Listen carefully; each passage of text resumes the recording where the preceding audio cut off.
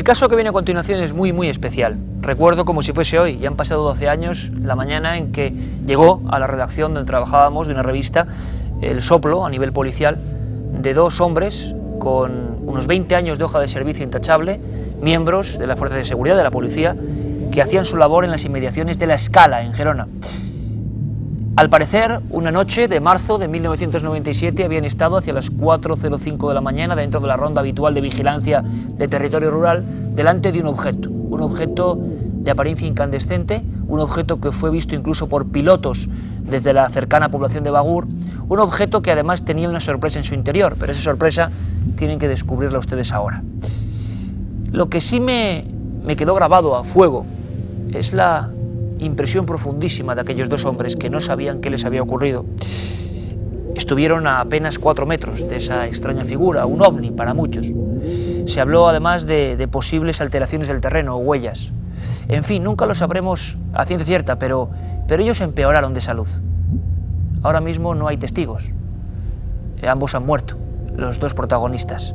Incluso Manuel Delgado, protagonista de este reportaje y al que rendimos un sincero homenaje. ¿Por qué? Porque a pesar de todo lo que podían decir, lo arriesgado, lo delicado que es siendo un policía hablar de esto, lo hizo con toda la valentía del mundo. Y nos dejó su testimonio y sus pruebas y sus datos. De este caso hay expedientes oficiales que pudo recoger personalmente y que ustedes van a ver en la Comandancia de Policía de La Scala. Resultado de ese informe OVNI. Es uno de los últimos expedientes X españoles, pero ante todo y sobre todo es una historia humana, la historia de esas personas que ven cómo su realidad, su concepto de la vida se quiebra cuando una noche cualquiera, se encuentran frente a frente a unos 4 metros del misterio. Han pasado ya 10 años, pero el único testigo que queda vivo de aquel terrorífico encuentro jamás podrá olvidar lo que vio una fría noche de finales de invierno.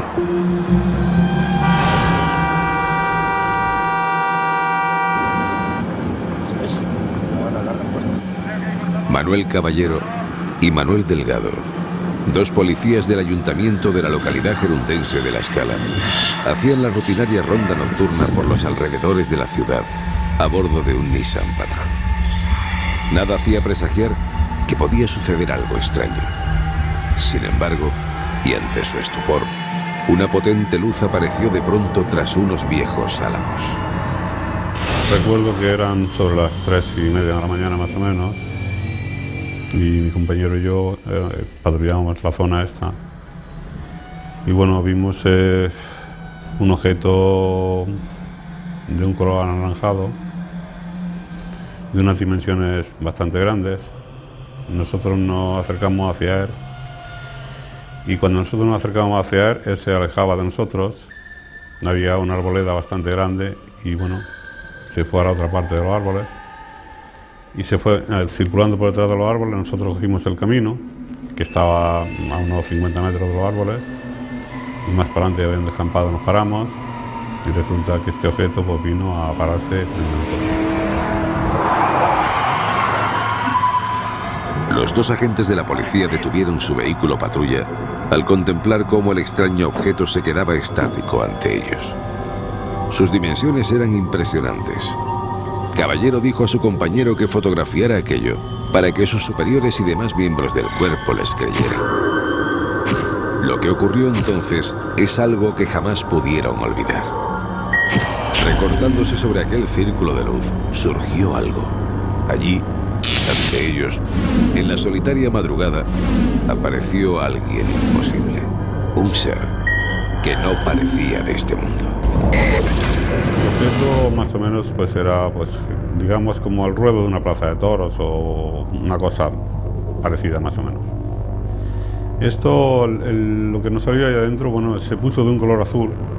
Esto antes de yo intentar hacer la foto y nada, se puso de un color azul y salió una silueta dentro de unos entre 3 y 4 metros de altura, que ni tocaba el suelo de la base de aquel objeto ni el techo. O sea, estaba entre medios en una posición con los brazos abiertos así. Y después fue cuando mi compañero al ver esto, fue cuando me pidió que hiciera una foto para poder demostrar que habíamos visto esto, pero sucedió de que no fue imposible hacer la foto. A mí me parece un caso muy interesante. Yo desde luego, desde que tuve conocimiento, traté de buscar información. Considero que ellos son dos testigos muy fiables. Es un caso extraño, pero insólito, pero a mí me parece realmente un caso interesante, francamente. De los pocos que merecen prestarles más atención. El equipo de investigación de Cuarto Milenio recorre hoy junto al último de los protagonistas de este encuentro el paraje donde tuvo lugar el extraño avistamiento. El gélido viento de la tramontana parece que intenta impedir nuestro trabajo. Son muchos los recuerdos que se han quedado para siempre aquí, en este solitario lugar. Tanto Manuel Delgado como Manuel Caballero sufrieron después de aquel suceso diversos problemas físicos de gravedad. Ambos lo relacionaron siempre con su encuentro con la extraña luz. Sin embargo, y aunque no lo sabían, su experiencia no es única en esta zona. Desde la prehistoria y hasta nuestros días, son muchos los datos y los testigos que nos indican que estamos caminando por un enclave marcado por el misterio. Los enigmas en esta zona de la Costa Brava relacionados con luces y con cosas brillantes, luminosas, voladoras sobre esta zona del Mediterráneo se remontan a la prehistoria.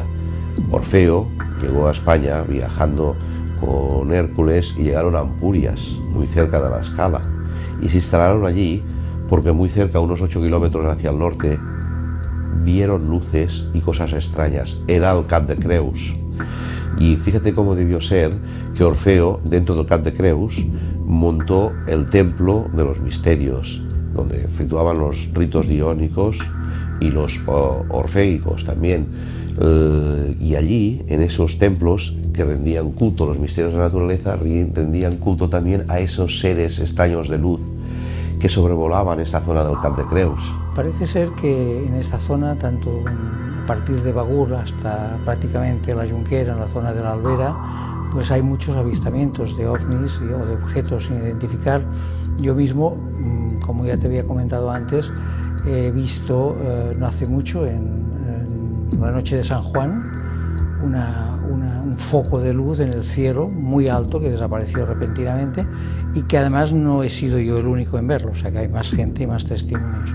Pero aparte de eso hay muchos casos también de desaparición, gente que ha perdido la noción del tiempo en la carretera, o sea, trasladándose de un lugar a otro y habiendo pasado un tramo de 5 minutos en 1 hora.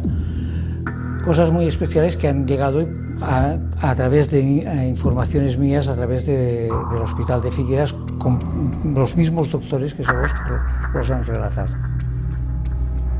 El suceso vivido por estos dos policías locales no es por tanto único en la zona. Testimonios similares parece que vienen desde muy antiguo. Aunque las secuelas que ambos padecieron después de su insólito encuentro lo convierten en un hecho trágico. Manuel Delgado sufrió al día siguiente una trombosis ocular que aún le impide apenas ver por su ojo derecho. Pero, y siempre según su testimonio, lo más intrigante es el cáncer que ambos padecieron tras aquel inolvidable encuentro con la luz. Hay una coincidencia de que, bueno, los dos que vimos esto hemos padecido los dos lo mismo. Él se quedó dentro del coche, mi compañero, cuando yo intenté hacer la foto, no salí del coche y después tampoco él no salía del coche. Yo salí del coche. Yo pienso que si esto desprende alguna radiación o lo que sea, a mí me cogería más caer, pero bueno. Yo de momento he tenido solución y en cambio él no la tuvo. O sea, él quizá padeció lo mismo que yo, pero bueno, se cogió tarde, entonces ya digo, él lo abrieron, lo cerraron y le encontraron los intestinos, estaba todo deshecho, el páncreas y el hígado. O sea, no sé si le empezó por el páncreas o por donde le empezó, pero bueno, más o menos sufrió de lo mismo. Jamás podremos saber si este objeto emitía algún tipo de energía que provocó que los dos policías padecieran más tarde diferentes tumores. Solo podemos referirnos al sentimiento subjetivo y humano que ellos tuvieron. Si analizas todo el relato y tienes en cuenta las circunstancias posteriores, pueden haber sido varias cosas.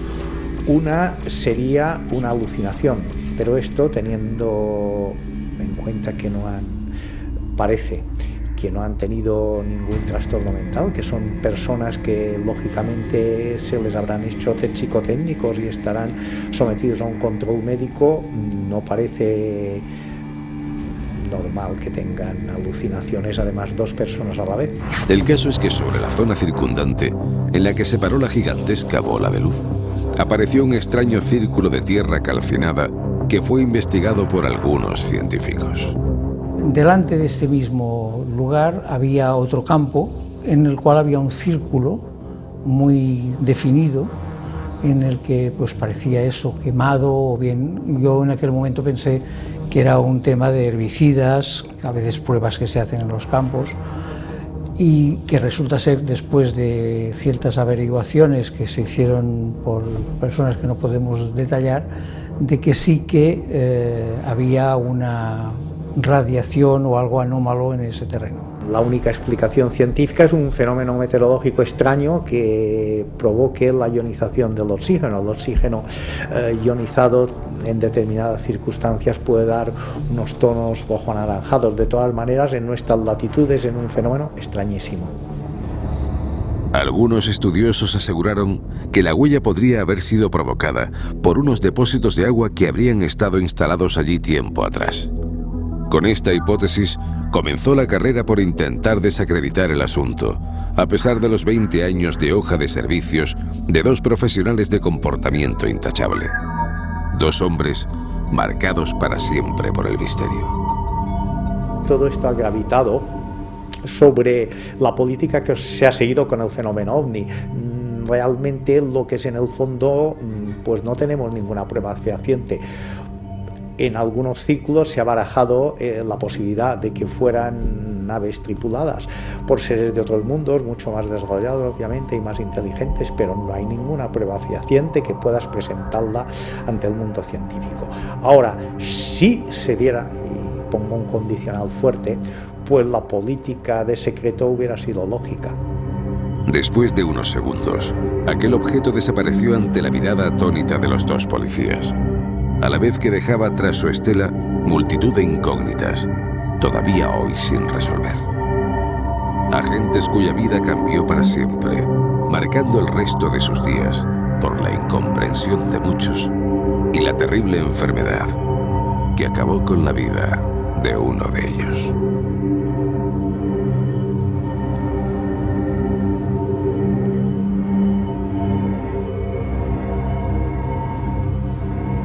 Estoy observando los partes médicos que pude conseguir al llegar allí a la Escala prácticamente 2 semanas después de estos hechos tan extraños. Y hay muchos datos, algunos de informes de asistencia de urgencias del Hospital Universitario Dr. Josep Trueta, otros informes sobre operaciones a uno de los policías. Hoy ya solo queda un único testigo. Pero todos estos documentos, desde luego, no empañan la sensación tremenda de emoción y de miedo que yo viví estando con ellos. Eran personas que creo no ganan nada contando esto, más bien al revés, y que creen que en aquel momento asistieron a algo incomprensible, algo que les cambió la vida. Yo creo que es un expediente X con todas las de la ley. Y tenemos aquí a buenos amigos con los que vamos a debatir. La mesa está llena de documentos y van a surgir algunos que merecen toda su atención. Nos acompaña Enrique de Vicente, director de Año Cero, y toda la vida siendo conocedor y divulgador de estas historias. Lo conocen todos los amigos de Cuarto Milenio hace mucho tiempo. Enrique de Vicente, buenas noches. Muy buenas noches. Sí. Acabas de ver el reportaje aquí con nosotros. ¿Qué piensas? Bueno, es un caso que me impactó de entrada cuando lo leí en el reportaje que publicaste sobre el tema y luego en tu libro Encuentros, pero cuando me he enterado del cáncer por el que han pasado estos 2 policías, me ha impresionado vivamente. ¿Por qué? Porque hace casi 30 años se hizo un estudio que yo publiqué en la revista Contactos Extraterrestres, un análisis de cientos de casos en todo el mundo en los cuales había habido radiaciones de luces de diferentes colores y diferentes tipos de haces de luz o resplandores procedentes de los ovnis. Y se estudiaban los efectos fisiológicos, psíquicos o físicos que se habían producido en los testigos o en el medio ambiente. Y la coincidencia era pasmosa. Es decir, un haz de luz verde, por ejemplo, estoy poniendo un ejemplo que no es representativo, producía el mismo tipo de efectos en cualquier época y en cualquier lugar del mundo. Efectos que eran, por ejemplo, parálisis, por ejemplo, adormecimiento, por ejemplo, leucemia en algunos casos, por ejemplo, secuelas de tipo cancerígeno o algunos muchos más leves. Entonces, para mí esto es lo que más me impresiona. Cuando escuchaba al doctor Manuel Bibiloni, al cual admiro por su valor como un físico nuclear de primera línea en estudiar valientemente el fenómeno ovni, y él plantea la posibilidad de que sea una alucinación compartida, lo que llamarían los psiquiatras una folia de. Cuando uno estudia lo que es la folia de, ve que primero, para nada se corresponde con lo que explican estas personas, y segundo, una alucinación compartida no provoca esos efectos de emergencia cancerígena tiempo después. Para mí hay una relación clara entre causa y efecto, y digo que la hay después de haber estudiado cientos de informes similares. Porque hay una cosa muy importante, Enrique, y tú lo sabes mejor que nadie, que esto es uno de los últimos casos, año 97, hace una década, pero en la historia incluso de nuestro país tenemos muchos expedientes de ovnis y militares, y ovnis y personas civiles, normales y corrientes, que han sufrido en mayor o menor medida la proximidad a lo que parece una fuente de energía desconocida. Vamos a hablar de eso. Tú has publicado en tus libros varios de esos casos en los cuales incluso ha habido perforaciones, por ejemplo, de un tractor después del encuentro con un ovni, con unas secuelas graves de salud para el conductor de ese tractor. Bueno, yo creo que además hay que reivindicar cuando algunos científicos de prestigio se atreven a declarar y a opinar sobre estos casos. El caso del doctor Bibiloni yo creo que es un ejemplo para sacar un poco de la caverna estos casos que siguen sucediendo. Y esperen, porque en Argentina ha pasado algo hace apenas semanas, y es que Enrique casi lo ha dibujado a la perfección. Determinados resplandores, adormecimiento, parálisis. Es que ha ocurrido eso, Enrique, luego lo vamos a ver.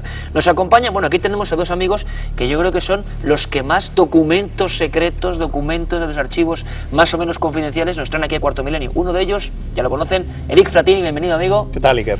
Bueno, tú también me gustaría saber tu opinión, porque eres un hombre escéptico, un hombre taimado, un hombre que como corresponsal de guerra que has sido, has visto muchas cosas realmente tremendas del género humano, y esto es otro tipo de drama. ¿Alguien gana algo con esto? ¿Estos policías han visto algo? Claro, es que me parece, efectivamente, yo soy muy escéptico, ya lo sabes, me parece impactante, pero impactante principalmente, yo ya no lo veo desde el punto de vista de Enrique, lo veo desde el punto de vista de dos agentes de policía de la Fuerza de Seguridad del Estado, con una hoja de servicio, como decís en el reportaje, absolutamente brillantes, y que curiosamente, pues no sé si el doctor Bibiloni lo plantea así y es tan sencillo, pero bueno, yo no lo veo tan sencillo el que dos personas tengan alguna alucinación, lo cuenten exactamente igual, y lo más curioso de todo, que tengan el mismo tipo de cáncer. Y dice que el reportaje que se publicó en julio del año 97 lo mostraba antes y lo voy a mostrar porque yo creo que es importante, ¿no? Confirma Juan Vargas Gómez, jefe de la Policía Local de La Escala, que esto ha ocurrido. Aparecen las siglas OVNI, los nombres, las identidades de estos protagonistas, que además llegaron muy nerviosos. Habían estado, según el parte, a 30-40 metros de aquel objeto de gran velocidad. Lo que pasa que no han querido hablar a cámara, pude recopilar testimonios de personas que el mismo día, Enrique, observan esa misma luz, esa misma luminaria cerca de la costa de La Escala. En definitiva, que algo ocurrió. Santiago Camacho, tu opinión. Una de las cosas que más me llamó la atención es que había testimonios de los superiores de estos hombres, del ayuntamiento, de vecinos, y en todos esos testimonios, en contra de lo que suele suceder muchas veces, que se suele tildar de excéntricos, de locos, de vaya usted a saber qué, a las personas que tienen la circunstancia de verse en un caso de estos, todos ellos, ayuntamientos, superiores, vecinos de la localidad, subrayaban el el abnegado servicio de estas personas a esa comunidad, su intachable seriedad, cómo durante años los conocían como vecinos ejemplares y prácticamente pilares de aquella comunidad, lo cual por lo menos nos hace en cierto sentido sentir cierto alivio en este caso en que esa credibilidad se vio reforzada por el propio entorno de los testigos. Ahora una pregunta muy sencilla, por ejemplo, ya que Santiago es parte del equipo, le dejamos un poco fuera de esta discusión, persona más o menos escéptica y persona más o menos cercana a ciertas hipótesis. ¿Esto que se vio podían ser extraterrestres o el fenómeno ovni es algo mucho más complejo? Primero, yo creo que era algo mucho más complejo. Pero segundo, algo extraterrestre, sí. Es decir, extrahumano, sí. Extrahumano. Inteligente, sí. Con eso que estoy diciendo, que yo creo que no comprendemos lo que es el fenómeno ovni, pero ni nosotros, ni siquiera los gobiernos, algunos gobiernos que manipulan la información ovni por diferentes motivaciones.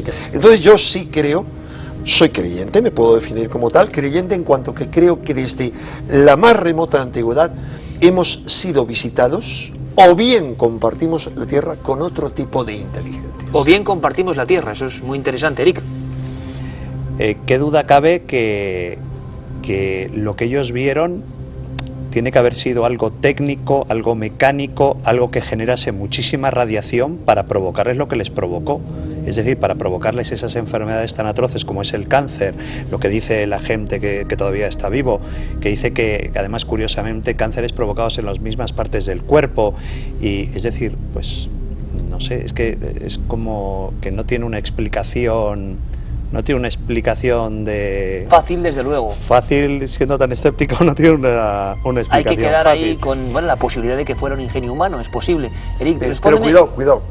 Me permito interrumpirte, Iker, porque yo me he encontrado personalmente investigando algunos de los casos ovnis más complejos y asombrosos que he conocido nunca, como un caso de junio de 1976 en Canarias, una aparición múltiple investigada por los militares, y investigando el caso de Galdar, que contamos el famoso aquí. caso de Galdar, que lo que los militares investigaron fue un 10% de todo lo que yo investigué de aquel caso. Pues bien, aquella noche que el ovni había sido visto por cientos de miles de testigos, y estoy poniendo un solo ejemplo bien conocido, que fue fotografiado y los militares entregaron a Benítez las fotografías que había tomado un turista y ellos habían requisado, pues es ese ovni, o uno de los ovnis que apareció aquella noche, entró en el mar y salió del mar, y al salir del mar salió cerca de unos pescadores con los que yo hablé en Canarias, y que esos pescadores tuvieron un impacto brutal con aquello y al día siguiente se pusieron enfermos y tuvieron toda una serie de problemas cutáneos enormes que les tuvieron durante una semana en la cama con atenciones médicas. Es uno de los muchos casos en los que varias personas que se enfrentan a un ingenio de este tipo tienen efectos físicos o fisiológicos claros, concretos y muy similares. Pero además, Enrique, una vez más, das en el clavo, porque lo que se vio en Galdar, y que aquí recreamos, era una esfera, según algunos testigos de esa noche del 22 de junio de 76, con un ser dentro que no tocaba la parte más próxima a la esfera, igual que en la escala. Estos policías... Y del mismo tamaño del individuo, de unos 3 metros. Exactamente, cuyos dibujos aparecen en los informes que hoy duermen en el Ministerio de Defensa, lo que era el mando operativo aéreo. Es decir, hay una similitud total, y estos policías no habían conocido ese caso de Canarias. Un periodo de 20 años de diferencia. Con un sí o un no, Eric, porque es importante. ¿Los gobiernos ocultan información sobre ovnis? Sí, qué duda cabe. Y además es curioso porque te lo demuestran los documentos. Desde un documento, por ejemplo, que te traigo del año 47, este es del 24 de septiembre del año 47, es una carta de altos... No me leas más. Sí. Y te digo por qué. Porque vamos a ir rápidamente a Argentina, y toda esa documentación que tenéis aquí creo que es para disfrutarla, para comentarla pausadamente, pero quiero que todos veamos lo que ha pasado hace escasísimas semanas, 11 de noviembre, los teletipos nos remiten una información, ¿verdad, Santiago?, de que en Argentina ha pasado algo. Unos policías observan muy cerca algo similar a lo de Gerona. con otros protagonistas, con otros misterios. Lo asombroso, y parece que en Argentina hay una mayor apertura para esto, es que hablan sin tapujos, siguen siendo policías, algunos más de 30 años de hoja de servicios en este caso, desde 1973, teniente y subteniente, hubo muchos más testigos, nos lo cuentan en el lugar de los hechos, una noche de pesadilla. ¿Los ovnis vuelven? Vamos a verlo.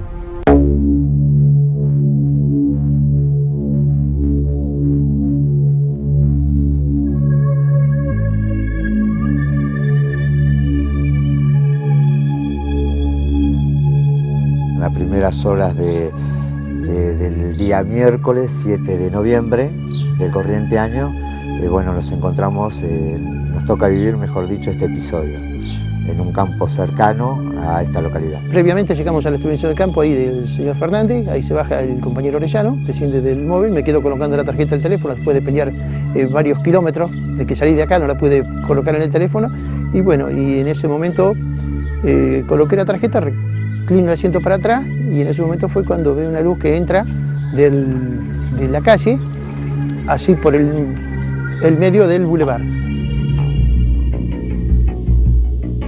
Fueron 5 minutos aproximadamente, el tiempo no lo podemos determinar bien, cuando yo salgo de la casa, que me dirijo hacia el móvil, ya estoy arriba del móvil, pongo en marcha el patrullero y de ahí veo el flash de una luz intensa muy verde, y bueno, también puedo observar que mi compañero estaba un poco choqueado, estaba muy pálido. Seguimos patrullando las zonas rurales, ahí cuando me empieza a comentar detalladamente todos los hechos y lo que él había visto. Eran 3 pequeñas figuras así, ¿no?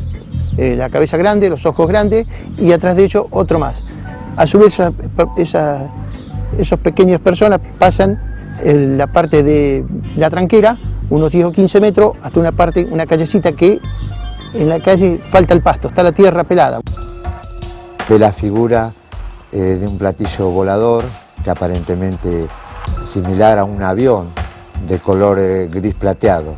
Él trata de comunicarse por teléfono conmigo, pero alcanza a marcar el número 15 y ahí ya queda choqueado, queda inmóvil. En ese momento él sube la camioneta, cierra la puerta, cuando él cierra la puerta empieza a iluminarse de abajo hacia arriba. Cuando pasa los árboles se siente una detonación, tipo un trueno eléctrico, pero violentamente, y ahí empieza a quedar todo el casco de la estancia, el pasto, los árboles, todo, queda todo colorcito verde. Salimos del lugar, hago más o menos 100 metros, paro la camioneta y encendemos un reflector de alto poder, enfocando hacia el cielo, hacia los costados del campo. No vimos nada, pero sí ahí pudimos oler en el aire que el olor a pólvora azufre que había quedado en el sector. Rápido, sí, cuando se apagó o sea que donde sale el compañero para afuera no quedó todo oscuro y después sale volando la nave ahí. Que son segundos que pasó eso. Porque no sé con qué fin se atracan tan cerca, ¿no? Ahora que llamativo es que en la forma que desaparecen. Eso sí es llamativo. Vaya a saber si uno se baja qué es lo que puede llegar a pasar físicamente, ¿no?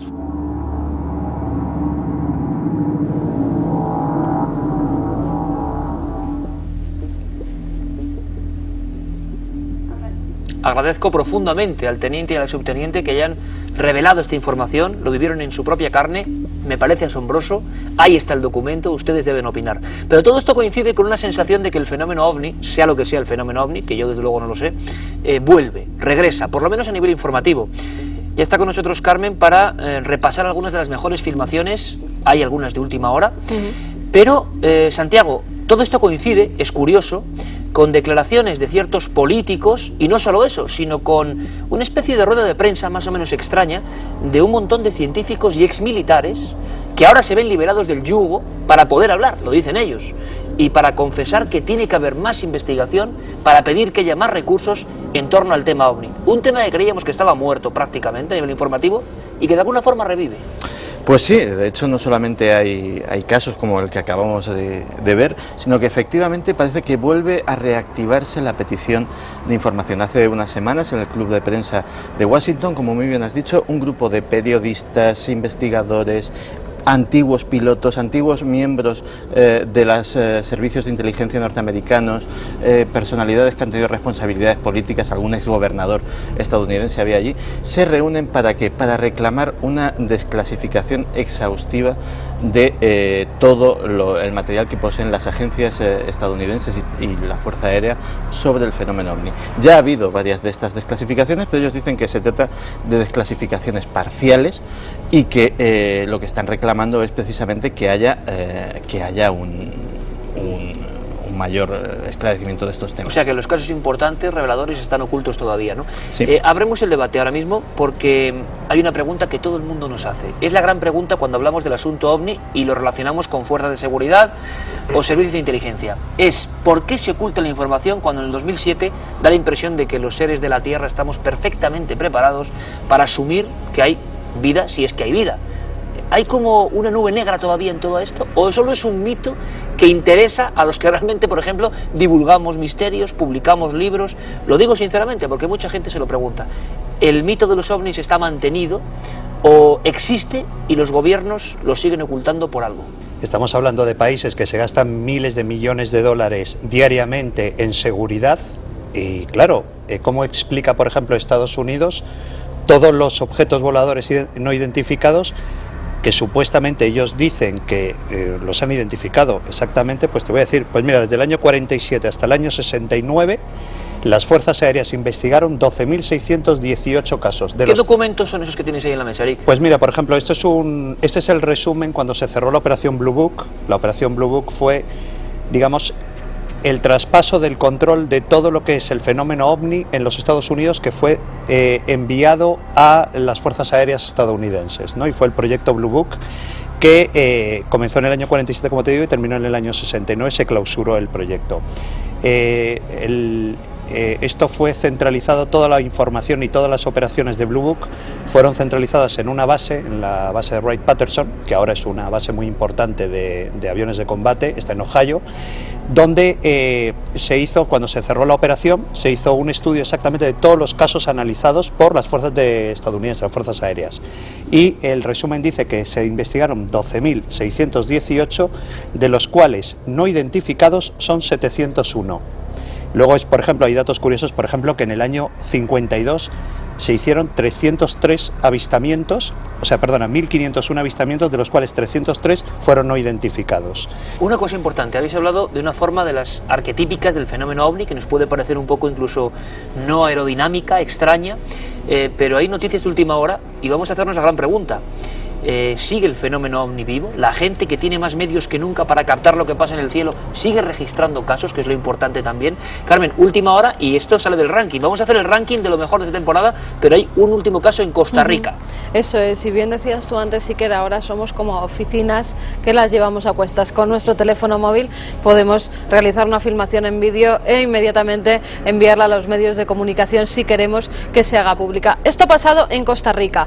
El testigo principal es un carpintero, es Marvin Badillas, es un hombre de 35 años que estaba trabajando con la madera cuando justamente enfrente de él dice que se aparece un objeto. Él lo describe como dos platos y en medio algo que se mueve, el objeto volante no identificado por autonomasia, lo estamos viendo y fíjate, es de los antiguos, es como las filmaciones antiguas, esos dos platos unidos y al parecer alrededor una serie de luces que él logra captar con su teléfono móvil, como vemos. Segundos después, este objeto lo que hace es desaparecer en el cielo para nunca más verse. Hemos intentado extraer lo más granado de lo que ha pasado este año 2007 y hay algunas cosas muy interesantes porque en los cielos siguen ocurriendo cosas. Santiago, Carter fue el presidente más famoso quizá que clamó por el fenómeno OVNI porque dijo que había visto un objeto volante identificado, pero no es el único. No. Cuidado con el listado, que esto sí que es sorprendente. Sí, de hecho Carter hizo campaña, él dijo que en 1969 había sido testigo de este fenómeno, y Ronald Reagan sobre la vertical de San Bernardino, siendo gobernador de California, junto con su mujer mujer, Nancy, también fueron testigos de una de estas apariciones y también, de alguna manera, pues en alguna ocasión mencionó su creencia. No hizo tanto una promesa electoral, pero sí que se recuerda a Reagan por una intervención muy curiosa en la Asamblea General de las Naciones Unidas, ni más ni menos, con todos los delegados de todas las naciones allí presentes. De repente hizo una mención que decía, una reflexión que decía más o menos, pensemos en nuestras divisiones y en lo que haríamos si a día de mañana una potencia del espacio exterior viniera y nos amenazase. Entonces lo olvidaríamos todos y no tendríamos más remedio que unirnos. Parece una frase dicha anecdóticamente, pero el marco es lo que realmente es impresionante. Es decir, en un sitio donde realmente se dirimen las más importantes cuestiones políticas del mundo, pues que Reagan se deslizase con esto. Algo más, Santiago. En otras dos ocasiones, Reagan hace una alusión clara a que en conversaciones que ha tenido con Gorbachev han hablado de esa eventual amenaza, de qué harían frente a una amenaza extraterrestre, tendrían que colaborar juntos. Obviamente eso tiene dos visiones. Una, el de hielo. Que tanto rusos...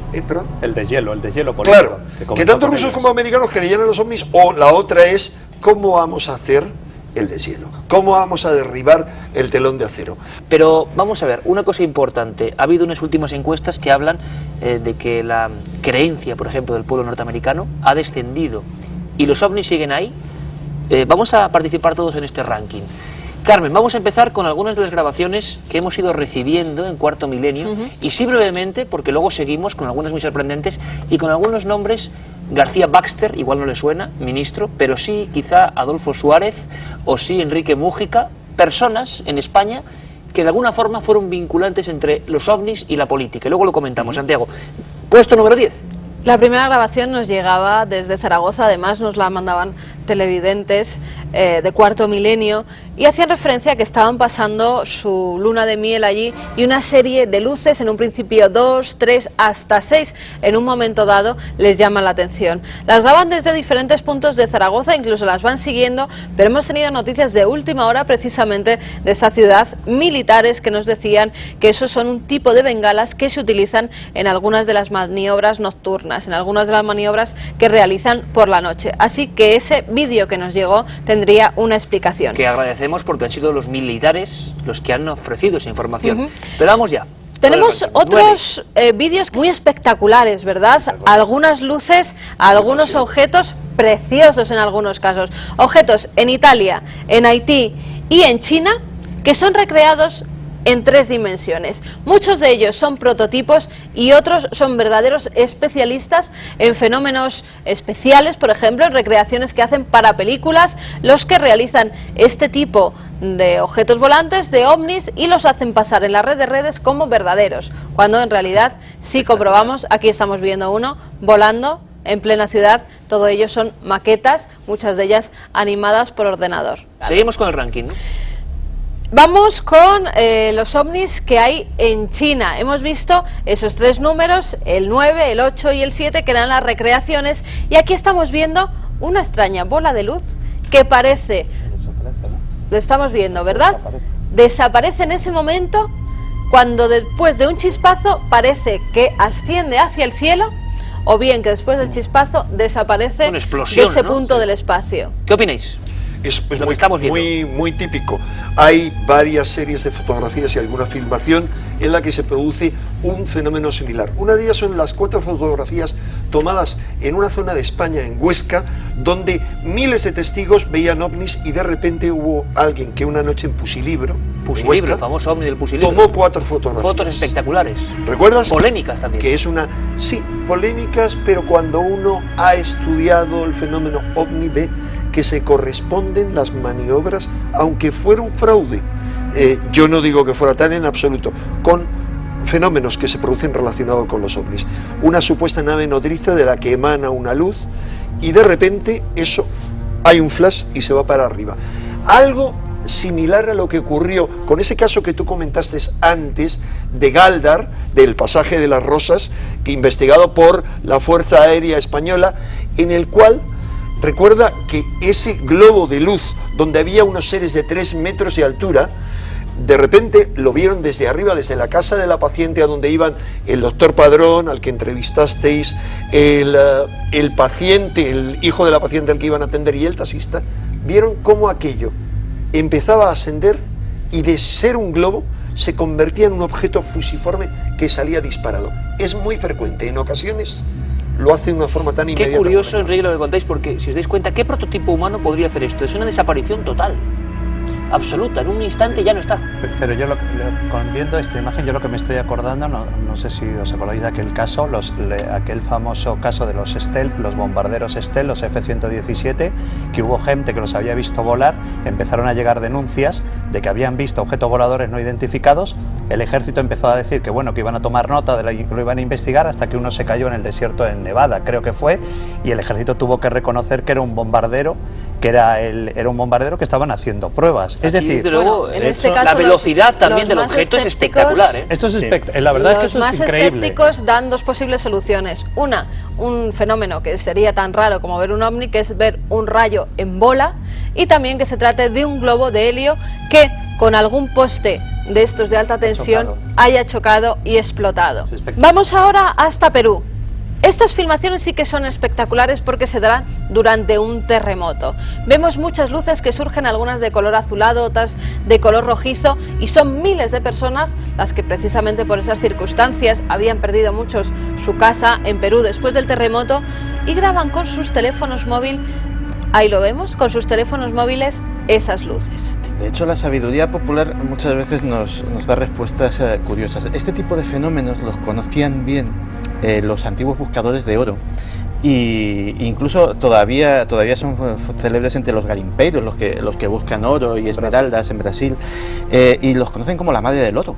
La madre del oro. La madre del oro, porque precisamente en zonas geológicamente muy activas, donde hay fallas, es mucho más probable que salgan vetas auríferas, y ellos interpretaban este tipo de luces como un buen presagio para ir a hacer una prospección a un lugar, con lo cual efectivamente puede haber una relación con la geología. Bueno, una historia muy bonita, muy romántica casi, aunque el fenómeno ovni tiene otras caras. Quedan 4 filmaciones de nuestro ranking. Esta es muy rara porque no ocurre en la Tierra, ocurre en la Luna, Carmen. Está grabado un 29 de abril de este año 2007, es un astrónomo, Alberto Mayer, un astrónomo italiano, quien con su telescopio logra captar estas curiosas imágenes. Se ve perfectamente la superficie lunar y cómo un objeto va atravesando lentamente alrededor de ella. Aquel objeto, además de iniciar un lento movimiento sobre el disco lunar, lo recorre también, incluso se le ve cambiando de sentido, como estamos viendo. Bueno, descarta todo tipo de posibilidades y lo que hace es facilitar estas imágenes a todo aquello estudioso que quiera y que pueda dar una explicación de qué puede ser ese objeto volante, porque él no la tiene. Dice que no ha logrado encontrar ninguna explicación a tan curioso fenómeno en el que vemos cómo un objeto volante se mueve por la superficie lunar. Bueno, y sigue siendo un misterio. Vamos, y es algo muy frecuente. O sea, ¿sí? Desde hace bastante tiempo, casi desde el comienzo de la astronomía, se han dado una serie de fenómenos que pasaron a ser estudiados como los TLP, los Transient Lunar Phenomena, fenómenos transitorios en la Luna. Luces repentinas en la Luna. Todo tipo, luces, formas de todo género que han sido observadas e incluso fotografiadas por astrónomos de todo el mundo. Pero lo curioso no solo en la Luna, sino observando otros cuerpos como el Sol. Yo me he encontrado con la experiencia de ir a un observatorio astronómico de los que hay en España, no voy a decir cuál, porque tuvieron la gentileza pidiéndome reserva. Me confesó uno de los astrónomos que habían observado en un momento concreto, durante muy poco tiempo, algo cruzando la superficie del Sol, totalmente desconocida. Bueno, una de las primeras fotografías de la historia de los ovnis es en el observatorio de Zacatecas, en México. Es un clásico de una serie de objetos pasando junto al Sol. Vamos con más imágenes. Has dicho objetos, pues decenas, cientos diría yo de objetos, de luces en este caso, son los que se vieron en el Perú, y además a plena luz del día, que Perú, es lo un lugar curioso. Bastante visitado por lo que sean los ovnis este En el año. último año muy visitado. Son cientos, ahí lo estamos viendo, de pequeñas bolitas de luz que durante más de media hora se están viendo sobre los cielos para luego desaparecer totalmente. Globos, pájaros, ha llegado a decir de todo. ¿Qué opináis? Bueno, esto ya sí que es muy difícil, efectivamente, de falsificar. Aquí estamos hablando de gente mirando, de miles de personas, efectivamente, de la cadena local recogiéndolo en directo. Incluso policías. Es decir, es imposible. Ahora hay que darle una explicación. Desde luego, en pájaros o globos no tienen mucha pinta de ser. ¿Cuántas veces los gobiernos, sobre todo el americano, han dicho que eran panzas de pájaros para explicar algunas fotografías de este tipo? En el caso de las luces de Lubbock, en Texas. Y luego incluso, pero yo también he oído también, dentro de mi escepticismo, hoy empieza a ser menos, me parece. Porque sí, porque es que es curioso. No, ¿sabes qué pasa? Que sigo impactado con las declaraciones del policía. Claro. Sigo absolutamente impactado. Y con lo de China sí, así. Pero lo que sí es curioso, pues por ejemplo, Eric, ya verás, No, pero lo que es curioso, por ejemplo, es que decían, por ejemplo, que en la zona de desiertos donde hay mucho polvo en el aire, dicen que muchas veces los rayos del sol que pasan por las capas de polvo que hay en el aire pueden provocar, la gente que está abajo puede provocar que veas brillos, que veas en el cielo. Y la verdad es que Lima... La respuesta a todo esto, Eric, sería ¿por qué ocurre de repente un día y toda la población mira el cielo? Debe ser algo muy espectacular. Pero tú sabes que curiosamente Lima está rodeado de desiertos. Toda la zona alrededor de Lima está rodeado, pero claro... Con lo cual vemos que el escéptico sano, como es el caso de Eric, que siempre quiere aprender, pero tiene que estar ahí sujeto a la realidad científica, siempre se puede poner un argumento, y además es que es igual de válido. Entonces nos quedamos ahí. Las imágenes tienen una tremenda fuerza. Además, pájaros no podrían ser, a no ser que tengan un vuelo estático, están suspendidos en el aire. Vemos que nos están moviendo. Seguimos, Carmen. Media hora más o menos el fenómeno. Está, además, algunos vemos formaciones triangulares, otros que van de 3 en 3. Muy rara esta filmación. Vamos de nuevo a nuestro país. OVNI en Barcelona. ¿Y por qué rescatamos este OVNI de Barcelona? Porque en esas fechas nos llegó también nuestro número 1 que nos llegaba desde Getafe. Aquí estamos viendo el de Barcelona. Muy extraño, ¿verdad? Es curiosísimo. Parece como si un hombre, al acercar la imagen, está grabado desde unos prismáticos, ¿eh? Este círculo que vemos es porque el testigo lo graba a través de unos prismáticos para intentar captar mejor la imagen. Él lo identifica como alguien pilotando un extraño artefacto, como si fuera un hombre montado en un extraño artilugio. Bueno, y hemos visto en algunas imágenes que hay artilugios que permiten volar de forma individual. Pero claro, esto encima de Barcelona es un poco raro, ¿no? Sí, la verdad es que efectivamente los artilugios existen. Hay algunos que se han utilizado para espectáculos civiles. Hay modelos militares secretos muchísimo más desarrollados, con más autonomía, más capacidad de vuelo. Pero desde luego para hacer pruebas en los alrededores de una ciudad tremendamente poblada como es Barcelona es bastante insólito.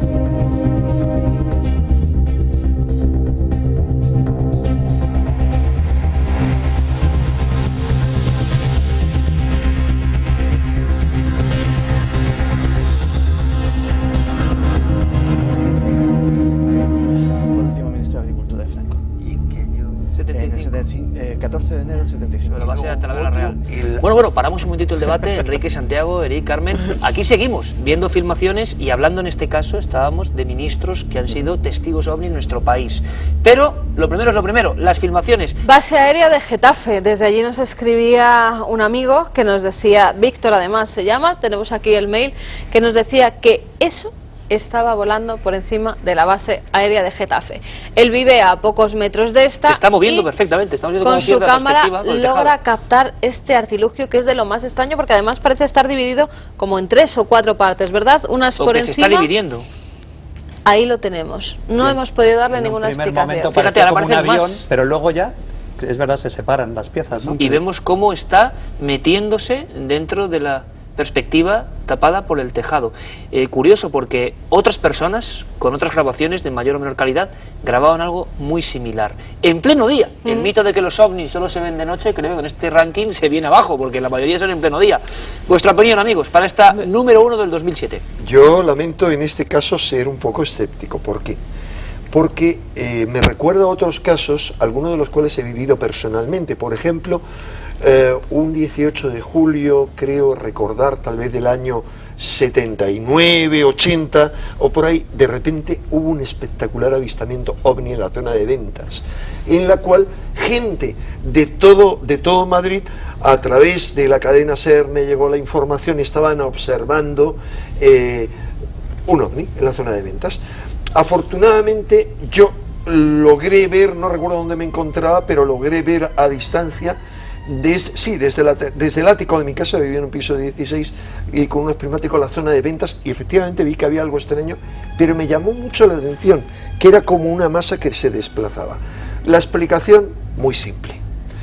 El 18 de julio, para celebrar la famosa fiesta nacional, se habían reunido miembros de Fuerza Nueva y de otras organizaciones ultranacionalistas y habían soltado globos que formaban un conjunto y que iban variando de forma, y que habían engañado a miles de testigos, incluidos algún militar y policías con los que yo había hablado por teléfono. Hasta ellos les había engañado, porque ¿podría ser? ¿Te recordaba lo mismo? Algo similar. Es decir, no me entra dentro de la morfología del fenómeno ovni tal como lo conocemos. Hombre, y base aérea de Getafe, más sospechoso aún. Hablábamos de ministro García Baxter, año 75, ministro de Agricultura. 14 de enero de 1975. García Baxter fue el último ministro de Agricultura que tuvo Franco, el gobierno de Franco. Y estaba aterrizando su avión en la escuela de reactores de la base de Talavera la Real, cuando ese aterrizaje tuvo que ser demorado porque en los radares aparecían varios contactos sin identificar. De hecho, efectivamente, allí aparecieron algunos objetos. No consta si el propio ministro pudo presenciar o no el avistamiento, pero aquello fue uno de los primeros contactos de políticos españoles cara a cara con los ovnis. Mucho más impresionante fue 5 años después, en 1980, cuando ya es el presidente del gobierno, Adolfo Suárez, que volvía en un mister de viaje oficial a Alemania, quien se encuentra en una situación muy parecida que la de García Baxter. También va a aterrizar en la base de Torrejón, se encuentra en contactos no identificados en el radar, automáticamente se ponen en movimiento las medidas defensivas para proteger el avión del presidente, como es lógico, y ahí ya hay testimonios encontrados. Cuentan algunos íntimos que sí, que el propio Adolfo Suárez tiene acceso a ver los objetos a través de la ventanilla del avión, pero nunca él se manifestó abiertamente. Y el último político en España, o por lo menos hizo una interpelación parlamentaria buscando explicación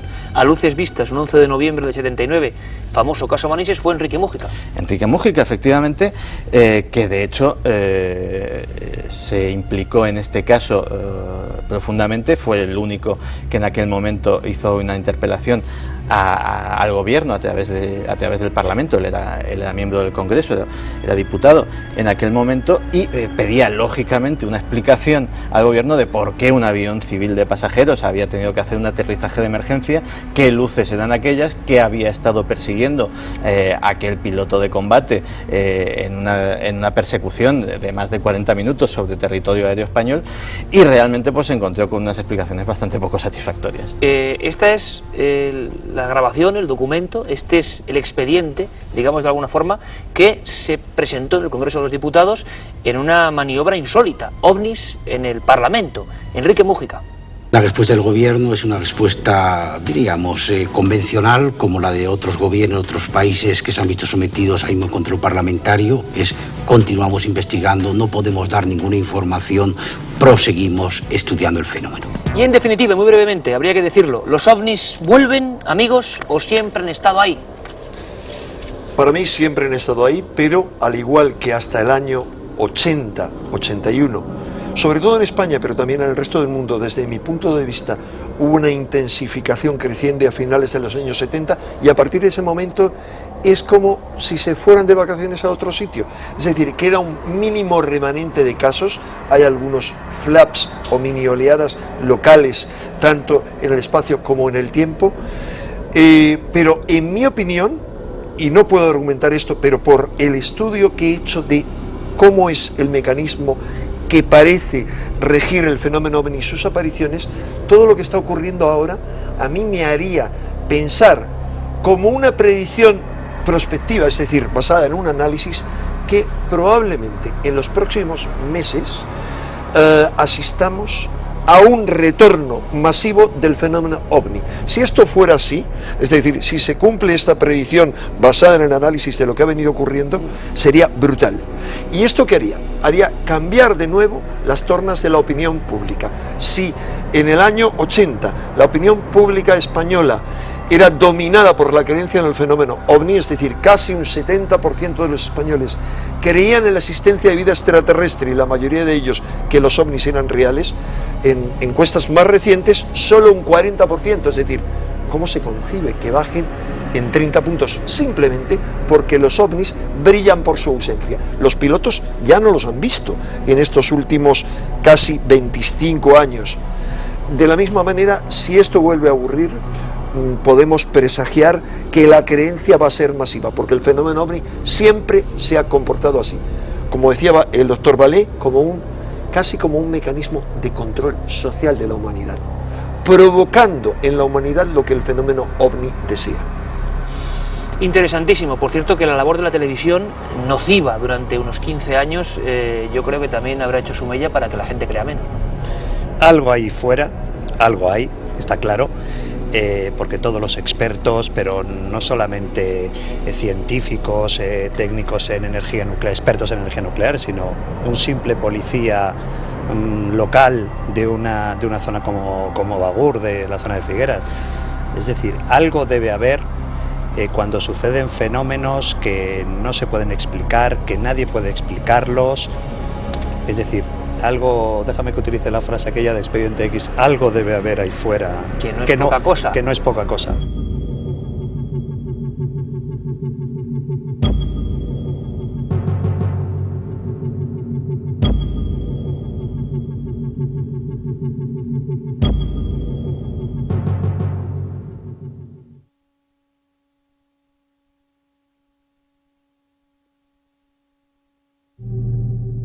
Esta próxima historia también es una de las caras, ¿no?, de ese poliedro inmenso que se engloba bajo las siglas OVNI.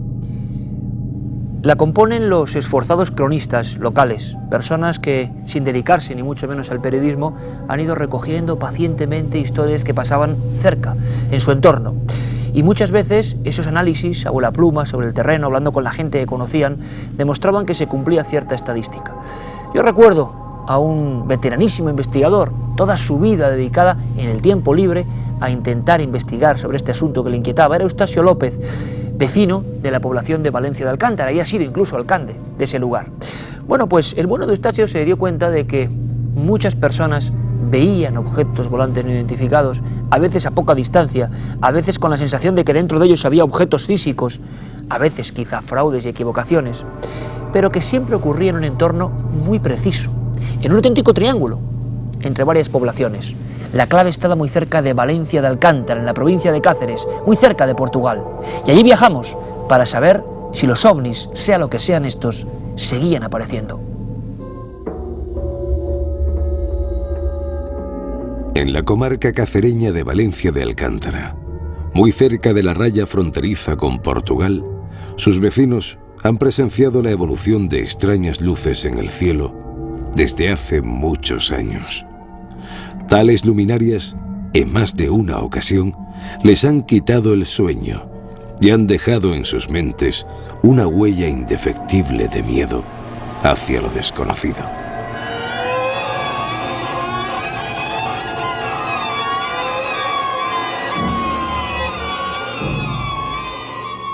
Veníamos de una matanza y entonces cuando a 5 o 6 kilómetros antes de aparecer vio el marido de Meña, Julio, una luz y dice, una moto a campo otra vez. Digo, ¿cómo va a ser una moto a campo otra vez? ¿Vendrá por la carretera?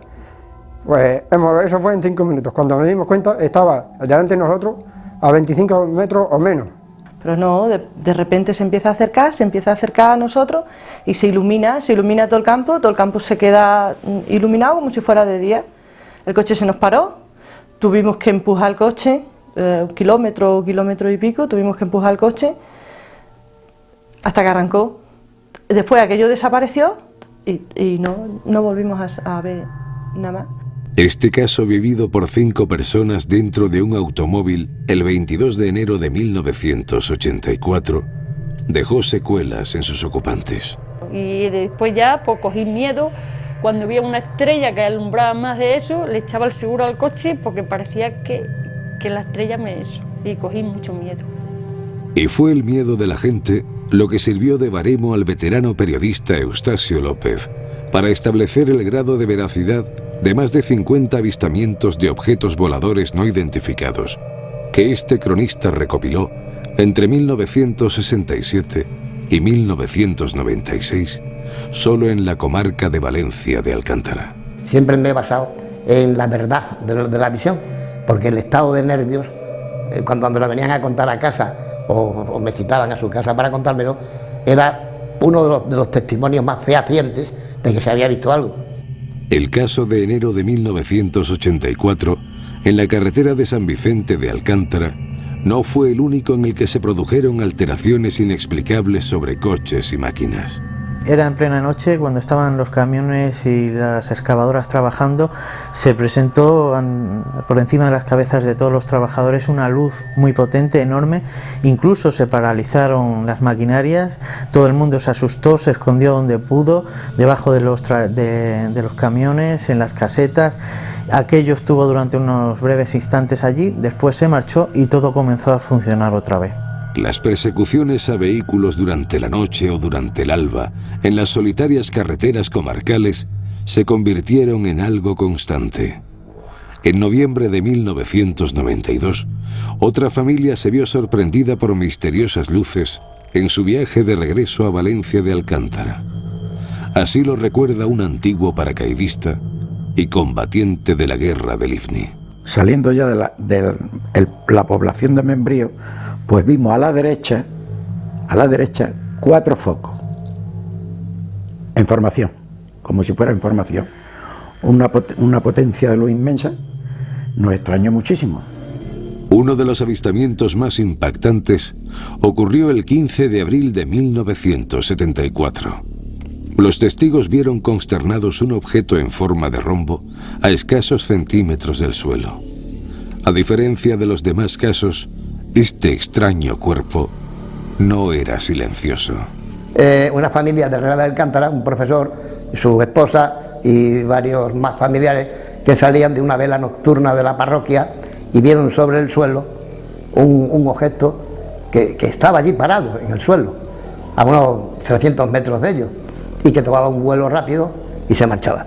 Esta visión no dejó para algunos ningún ruido, pero sí el profesor Bertol de apellido dijo que había sentido un ruido como el timbre de un despertador antiguo. Curioso es, estos casos de sonido se han dado pocos. Centenares de personas de todas las clases sociales han visto a lo largo de más de 30 años luces y objetos voladores que no parecen pertenecer a este nuestro mundo. Esto era un verano del 84, nos dirigíamos hacia Cáceres en una ambulancia. Iba el conductor, nosotros, el matrimonio, mi marido, mi hijo pequeñito, que era un bebé, y yo. Entonces, a la altura, puede ser, pasando a la Iseda, no sé exactamente qué kilómetro era, vimos una luz a una distancia, digamos, cerca del coche, pero prudencial. Es decir, que tampoco lo teníamos encima del coche. A una altura, pues más bien escasa del suelo, pero vamos, tampoco rozando el suelo, sí. Un bajito, pero vamos, bien, a unos 200 metros de la ambulancia, que lo fuimos siguiendo, digamos, nosotros seguíamos a la luz iba delante de nosotros y nosotros la iba siguiendo. Era una especie de luna, que como media luna, como más intensa sobre la mitad, más hacia la mitad que la otra, y eso nos fuimos siguiendo pues, bastantes kilómetros, ¿no? Yo venía de San Pedro hacia Valencia y un poquito antes del cementerio me quedé parado ya casi de noche, me quedé parado porque había una cosa muy roja, bastante roja, el tamaño de una, vamos, la distancia que estaba del cálculo de la rueda de un tractor, y muy rojo. Entonces para el coche me bajo y yo estoy mirando un ratillo y de golpe hace y se fue sobre Portugal. ¿Estarían tales objetos voladores tripulados por inteligencias alienígenas? De todos los casos recopilados en un catálogo por Eustasio López, solo uno se refiere a presuntos viajeros de las lejanías del universo. Destaca entre los avistamientos que yo he registrado en este catálogo el número 50. Es que se trataba de dos convecinos que tenían servicio de noche, hacían un servicio por la noche. Y sobre las 3 de la madrugada, sobre el complejo deportivo, vieron dos platillos volantes, como ellos decían, y otros 10 que estaban flotando sobre el casco urbano. Entonces uno de ellos sintió como un desdoblamiento, así lo contaba, y penetró en una de las naves. Dice que allí había 2 humanoides, así los definió, que tenían una cara como forma de bombilla y con 2 penetrantes ojos, pero que rebosaban simpatía, dice. Estuvo allí, no sabe lo que le pasó, la cosa es que al cabo de un poco más de los 3/4 de hora ya estaba otra vez en su sitio. El silencio de los testigos y lo insólito de la situación hacen difícil de verificar la visita de presuntos extraterrestres por la región. Sin embargo, todo parece apuntar hacia la existencia de ovnis sobrevolando una zona con 46 dólmenes o monumentos megalíticos como es Valencia de Alcántara. Aún hoy muchos conductores se sobresaltan ante la aparición de alguna luz en el cielo que parece perseguirles por aquellos páramos solitarios.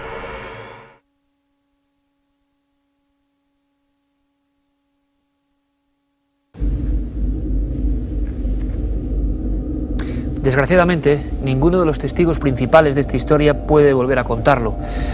Gran parte de la familia protagonista del incidente de Torrejoncillo falleció después, a lo largo del tiempo, por diferentes enfermedades, casualidades, claro, pero que dejaron este caso un poco huérfano. Un caso que fue portada de la prensa, se habló de muchas posibilidades, se habló sobre todo de algo que destruía el campo y que estuvo a punto de matar a una familia entera. Esa familia, antes del fin del mundo prácticamente, cuando abrió a las 3 de la tarde de aquel día de septiembre de 1980, las compuertas, las ventanas, las contraventanas de su pequeña casa, se dio cuenta de que algo se acercaba. Y ese algo era algo nunca visto antes. Una especie de triángulo luminoso que iba directamente hacia la vivienda y que allá por donde pasaba iba dejando pues un reguero de fuego. Veían incluso cómo iba quemando el campo hasta tal punto que les dio tiempo a salir de la vivienda, coger su pequeña motocicleta e irse corriendo de allí porque veían que aquello iba a impactar directamente contra ellos. Pero en el último momento ese triángulo se dividió y dejó la casa por los 2 lados respetándola y continuó por detrás. ¿Qué dejó ese fuego? Botellas que estaban en cajas, botellas de refresco que directamente se deshicieron. Bueno, aunque yo creo que quizá lo mejor es verlo, ¿no? Sí. Vamos a Torrejoncillo. Porque es difícil de creer, ¿verdad? Sí. ¿Qué era ese triángulo? ¿Por qué se comportaba así? Y el inventario quemado es mucho mayor. ¿Vamos a verlo? Vamos a verlo. Vamos a verlo. Más o menos lo que vino a suceder es la extrañeza de una familia que se encuentra completamente tranquila y tras oír un enorme ruido sale y se encuentra con un fenómeno totalmente desconocido para ellos, como podría ser una enorme llama de fuego, que ellos la describían perfectamente como de color del butano, que con un estruendo tremendo comienza a avanzar por la finca y la comienza a incendiar. El fuego salió de allá, aquellos altos, de enfrente del todo. Salió y dio para allá así una vuelta al alto. Cuando vino hacia abajo, aquel alto abajo, fue cuando nosotros nos marchamos. Nos marchamos de aquí. Nos fuimos por allí, nos quedamos en el alto aquel. Aquella tarde del 6 de septiembre de 1980 fue un verdadero infierno para la familia Salgado. Por un instante creyeron que aquello era la señal del fin del mundo. Y de alguna forma, tenían razones para pensar así. Todo transcurría en calma y silencio, hasta que hacia las 3 de la tarde se escuchó un ruido extraño descendiendo del cielo y aproximándose poco a poco hacia una solitaria casa en mitad de la dehesa.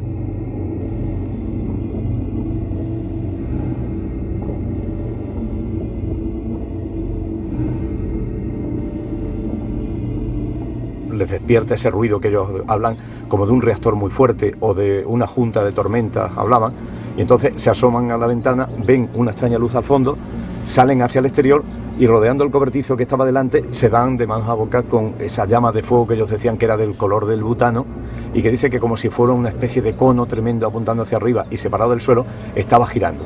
En un momento dado empieza a echar esas gotas como si aligerara carga e inmediatamente empieza a intentar subir. En aquella humilde construcción se encontraban los 3 miembros de la familia Salgado, guardeses de una extensa finca. El miedo no ha podido ser desterrado. Y hoy, solo uno de ellos puede contarlo. Y llegó ahí a las peñas y se partió y tiró la mitad al lado derecho y la otra a la izquierda, en toda la charca. Y después detrás de la casa, pues ya se levantó y después ya quedó el fuego normalmente. Y ya de ahí no sabemos ya ni más ni menos. El extraño objeto de forma cónica, devastando todo a su paso, se acercaba a gran velocidad hacia la solitaria edificación perdida en mitad de la dehesa. En un momento dado, se detuvo a menos de 100 metros de la misma puerta de los Salgado y se dividió, iniciando un insólito zigzag, como evitando chocar en el último instante. Luego después este fuego pasa aquí cerca también de... Se detiene más o menos aquí. Según comentaban ellos, la gente que estaba al final del camino, los primeros curiosos que llegan por el ruido, exclaman o gritan pensando que se lleva la casa por delante, pero frena, se gira, es cuando hay como una bifurcación en 2 llamas ya diferentes, se rompe el cono. Por aquí estaba un chozo que tenían cargado con lleno de toda la producción de quesos, que se queda hecho una amalgama tremenda entre quemado y derretido. Sigue a continuación, que estaría el abrevadero de los animales, es decir, un cangilón de esos grandes metálicos que lanza varios metros, un depósito de agua que era los clásicos bidones de Resol llenos de agua, que queda como si fuera, como yo comentaba, una especie de mano gigantesca que hubiera oprimido un vaso de plástico. Un segundo antes de lo que parecía iba a ser el incendio de la casa, el guardián de la finca, Domingo Corralero, al ver el insólito objeto rojizo situado en lo alto de un montículo, puso en marcha su coche, recogiendo a toda prisa a doña Celia, madre de Benito y Martín Salgado, y pisando el acelerador a fondo. Por fortuna, pudieron huir. Un compañero mío, el que me dijo, ¿no te has enterado del fuego que ha habido cerca de Torrejoncillo? Yo, oye, pues es una cosa que, en fin, y entonces no tuve más remedio que coger la moto, tener una moto y presentarme allí a ver lo que había pasado, y me llamó mucho la atención. No, por allí hubo una llamada a través del guarda de la finca que había habido un incendio muy raro. Eso dicho por el guarda. El guarda fue el que diciendo, tienen ustedes que ir allí porque el incendio fue fatal. Fue muy raro y se apagó muy de golpe.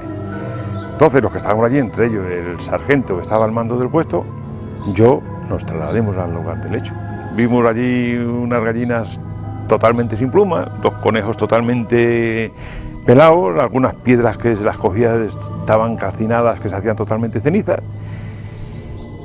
Y la verdad es que ya como no había fuego, no había nada de nada, pues luego vino el diálogo de decir cómo ha sido, cómo no ha sido, pero que nosotros, yo personalmente, pues no puedo explicarlo porque no sabía explicarlo. Cuando los científicos llegaron hasta la finca, no dieron crédito a lo que veían sus ojos. Allí ya no había fuego. Las llamas habían desaparecido de inmediato, no había nada que extinguir. Pero lo que sí podían observar eran una serie de anomalías de difícil explicación. Entre otras cuestiones encontramos algunos cuarzos vitrificados con una pátina verdosa que cubría la superficie, y también encontramos algunas botellas próximas a la casa donde se había producido el incendio, que estaban totalmente fusionadas, algunos fragmentos de alambrada de gallinero también totalmente fusionados, el alambre estaba formando como unas bolitas, y todo esto me dio que pensar de que no era un incendio normal, de que seguramente allí se habían alcanzado temperaturas muy elevadas. Al prestigioso geólogo Juan Gil Montes, el miedo a una posible radiación desconocida le impidió llevarse algunos de estos cuarzos a su casa, por el riesgo que podrían representar para su familia. Sin embargo, no dejó de estudiar in situ aquellas piedras. Todo el entorno, anteriormente verde y apacible, se había convertido en un verdadero paraje lunar, huérfano de vida. Uno de los desafortunados protagonistas de esta historia no fue un ser humano, sino un gato. Quizás el único superviviente de la tragedia en la finca. Un animal que fue testigo mudo de los sucesos. Un ser vivo que estuvo muy cerca de aquel extraño fenómeno. Ya lo que vemos es el animal por así decirlo, manteniéndose a duras penas, como debilitado, con las orejas en un aspecto bastante desagradable. Se le habían quemado, las habían intentado recortar. Luego, posteriormente, a partir de una de las fotografías que se le hicieron, un veterinario nos comentó que una especie de escoriación que tenía en uno de los dos lados de la cara del animal era una especie de tumoración, que no sabemos si fue justo a continuación de lo que ocurrió de aquellas quemaduras o simplemente lo pudiera tener anteriormente. La lástima es que no pudiéramos haber hecho la autopsia, puesto que el gato murió días después y tratamos de hacernos con el cadáver. No sé lo que llegaron a hacer en la finca con él, si lo enterraron, se deshicieron de alguna manera. ¿Qué demonios era aquel monstruoso cono de fuego de 40 metros de alto? ¿Qué clase de poder tenía aquel calor que derritió todo tipo de materiales a su paso? ¿Por qué parecía dirigido por una fuerza inteligente que evitó la colisión en el último instante?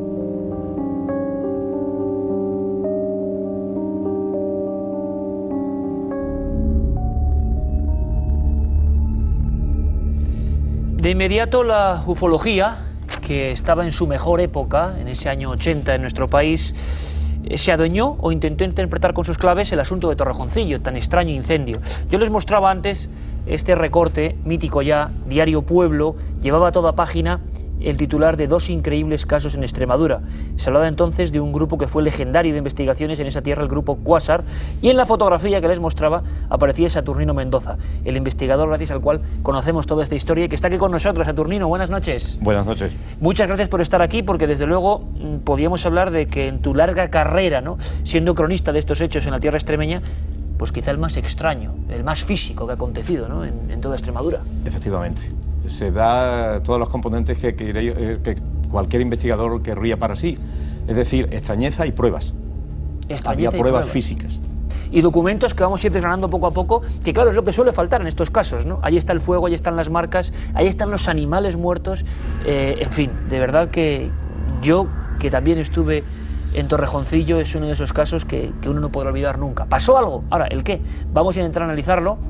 Y como también puede haber, se habló, implicación militar, tenemos a nuestro gran experto por su amplísimo currículum en asuntos militares, en asuntos de los servicios de inteligencia, donde tantos años ha trabajado.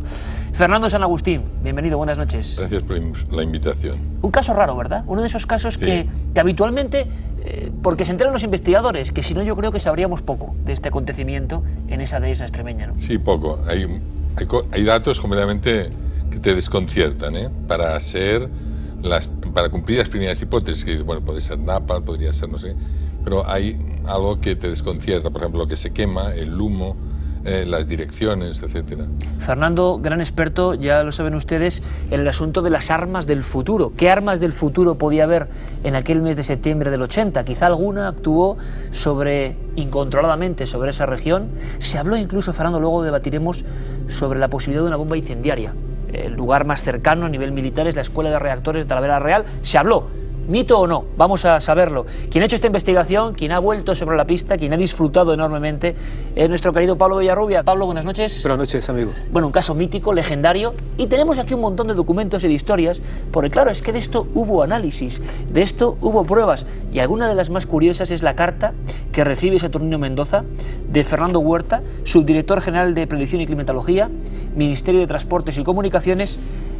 Saturnino, hablaban de nunca he encontrado nada parecido y con un comportamiento tan excepcional. Cuando iba recibiendo esto, imagino que tu tensión iba aumentando, ¿no? Y cómo no, incluso el ego personal, de decir, bueno, estamos consiguiendo algo verdaderamente positivo.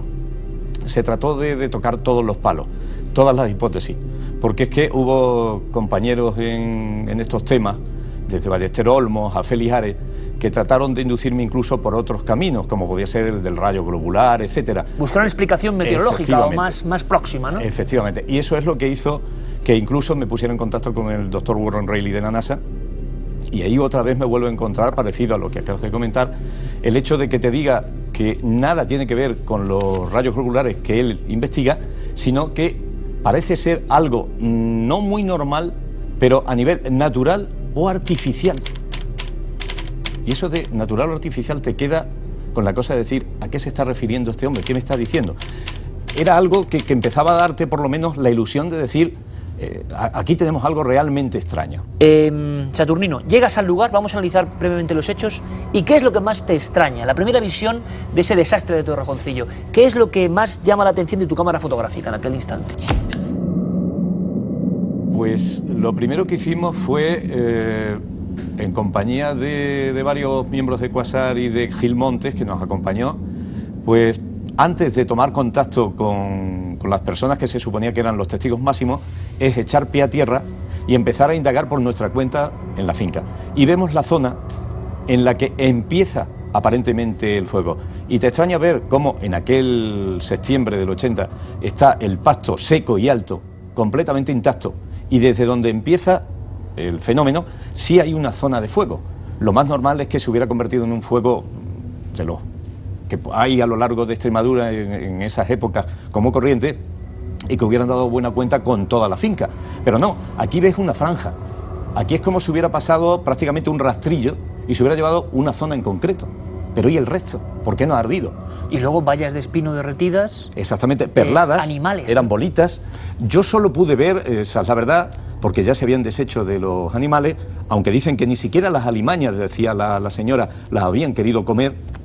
Solo vi un conejo que estaba, salve la postura, en posición de huida, y tenía los cuartos traseros, o sea, la parte de atrás de las dos patas traseras, las tenía entre peladas y como una especie de vejigas, como si se hubiera cocido la carne.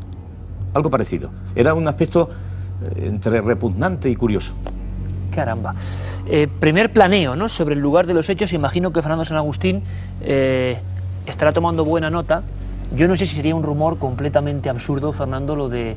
Porque imagino que tampoco se cae tan fácil, ¿no? Una bomba incendiaria o... Bueno, en los años 80 cabe la posibilidad. Lo que pasa es que una bomba de napalm tiene una característica que impide que no sea esto el napalm, que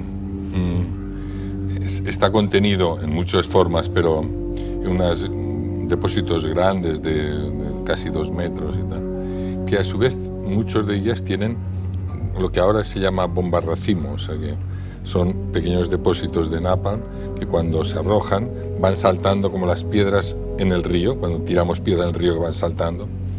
Entonces, esto permite que la bomba no impacte sobre un sitio, sino que el incendio...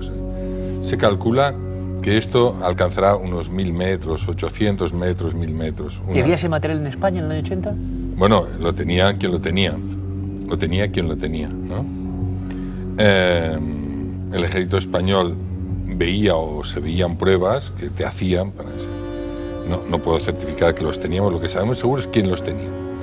Entonces, pero esta hipótesis, si hablamos de hipótesis misteriosas, hipótesis posibles, hipótesis probable, pues esta no puede ser posible porque el napalm lo que hace es arrasa todo, o sea, lo quema todo. Fundiría los hierros, fundiría tal, pero la raíz, la hierba se quema hasta dentro de la raíz, o sea, no quedaría nada. Los árboles arderían, todo. Napalm es una gasolina gelatinosa, por decirlo así, que se extiende como un líquido que se extiende y esto le ayuda. Pero claro, rompemos la posibilidad de que choque contra... Por suerte, claro que puede estar la suerte de que 2 rebotes limpien la casa y la dejen limpia. El calor se ajusta, la herida del gato es curiosa, ¿cómo se parece a una herida de napalm? También podría ser, pero ya hablamos de esto. Pero yo diría que el napalm tenemos que descartarlo porque el incendio habría sido global. Yo diría que esto es una posibilidad que hay que descartar y deberíamos pensar en otra, que se ajusta mucho más a la descripción, teniendo en cuenta que el desvío de la casa va, y es en las bombas de fósforo blanco. Bombas de fósforo blanco, Fernando. Sí. Contigo me pasa que no sé si me da más miedo lo misterioso o lo real, que es lo más terrible, ¿no? No.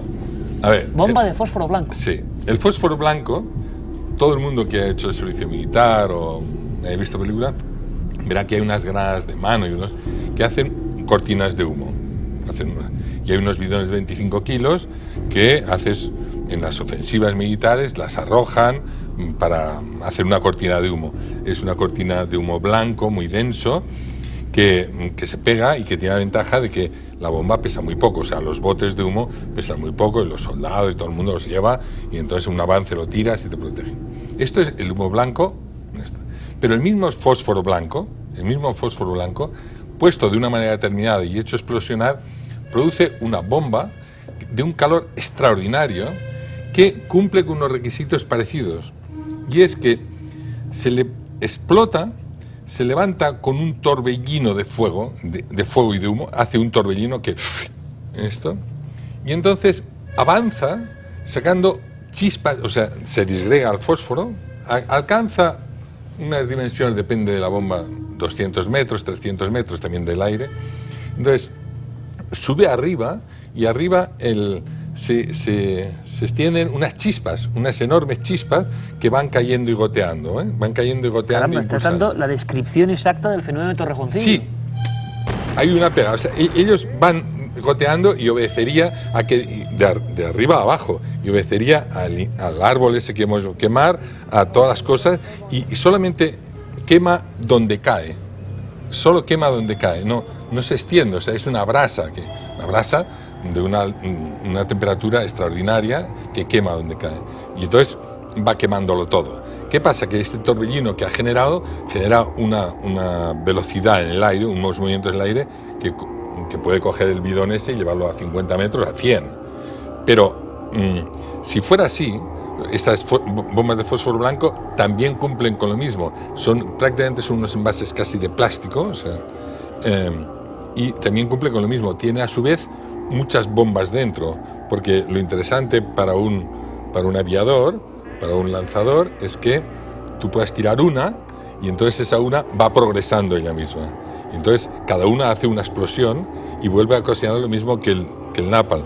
Tú da impresión de que es un fuego que te persigue y no, es un fuego que va progresando. Fernando, permíteme que lo dejemos aquí en este preciso instante, porque esto es maravilloso, es una descripción que, cuidado, luego tendrá su contraprestación con otros elementos que pueden ser misteriosos, pero me parece muy interesante por lo menos ver cosas parecidas de forma tan didáctica. Pero si os parece, vamos a seguir con el fenómeno de Torrejoncillo, porque hubo muchas más cosas y luego vamos a ver más, vamos a ver análisis y descubriremos qué hacen esas piedras ahí. Pablo, como es importante tener todos los datos sobre la mesa, ver esos destrozos en animales, ver también un poco el miedo, ¿no? Tanto tiempo después todavía, o la impresión del único superviviente de aquella tragedia, vamos a verlo y seguimos estableciendo hipótesis sobre este caso absolutamente mítico en la historia de los misterios españoles.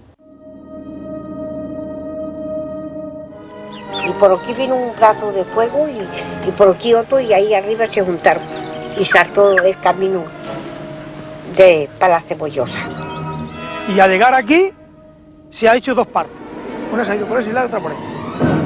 Al llegar al alto ese se ha vuelto otra vez a juntarse los dos, y luego al llegar un poquito más para allá se ha vuelto a abrir.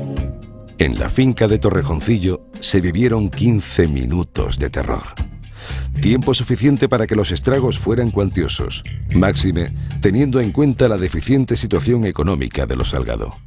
Milagrosamente la casa se salvó, a excepción de algunos extraños desperfectos. Todo se quemó. Luego, además, tenemos una prueba muy clara, que es esta de la ventana. Vengan ustedes para acá que la vean. Está aquí.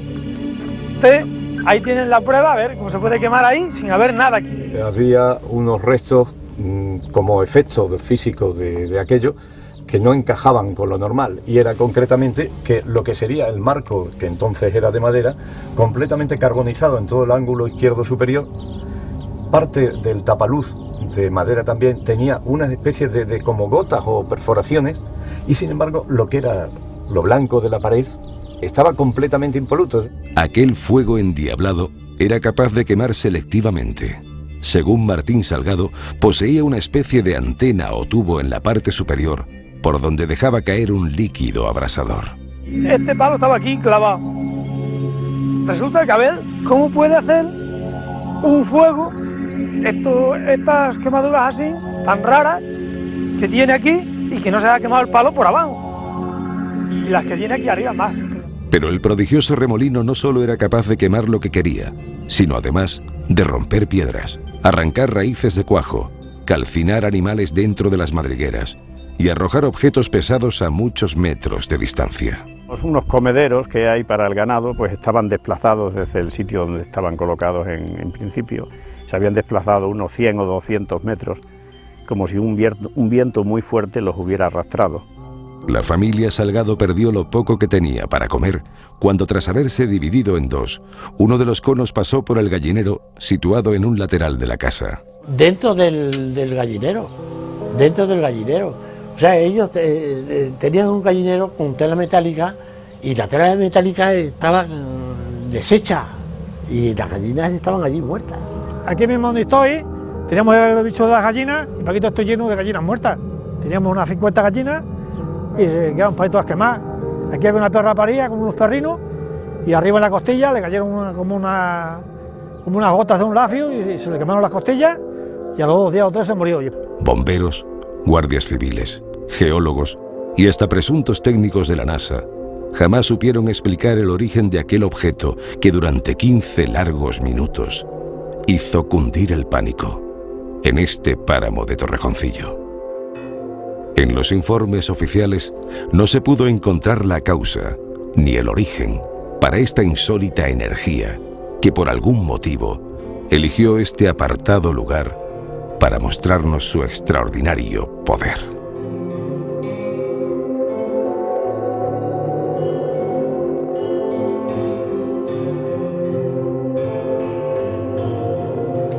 Vaya caso más interesante, vaya historia, como bien decía Saturnino Mendoza. Claro, es que hay pruebas, a diferencia de otros casos de ovnis, sea lo que sea, porque en este caso es un ovni, ¿no? De momento, objeto volante no identificado, que vamos a intentar identificar, pero que pocas veces se encuentra el objeto material. Y aquí había no solo uno, sino muchísimos.